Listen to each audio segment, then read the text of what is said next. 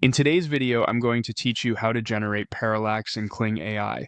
Parallax adds depth to your footage by moving the virtual camera at different speeds across foreground and background elements. It's a subtle effect that makes flat scenes feel cinematic and three-dimensional, and Kling AI makes it fast to set up. Start by opening Kling AI in your browser.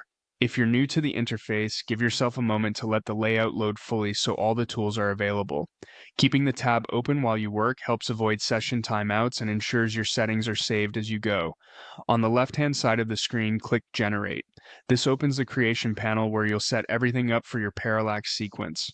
Think of this area as your control room. Prompt at the top, key options below, and the final action button at the bottom.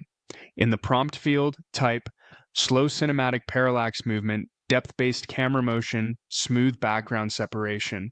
This phrasing tells Kling AI exactly how you want the camera to behave. Slow cinematic sets the pacing, depth-based camera motion instructs it to move according to perceived depth layers, and smooth background separation encourages a clear distinction between foreground subjects and the environment. Keep punctuation and order as written for consistent results. If you're tailoring a specific scene, you can append your subject and setting before or after this core line while preserving the parallax terms. Next, choose mode.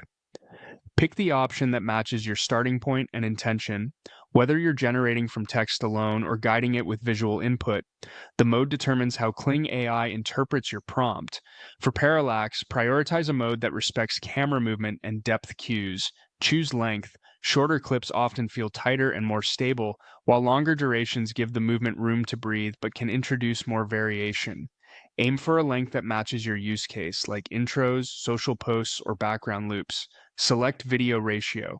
This sets the framing. Use widescreen for landscape or YouTube, vertical for stories and shorts, or square for feeds. Choosing the ratio now avoids cropping later and keeps the parallax layers aligned to your final platform. Choose number of outputs. More outputs generate multiple variations from the same prompt, giving you options on pacing, framing, and micromovements. It's a great way to A/B test without changing your core idea. Finally, click Generate. Kling AI will process your request and render the parallax video based on your settings and prompt. Give it a moment to complete. When it's done, you'll have clean, depth-aware motion ready to enhance your project with a cinematic, professional feel.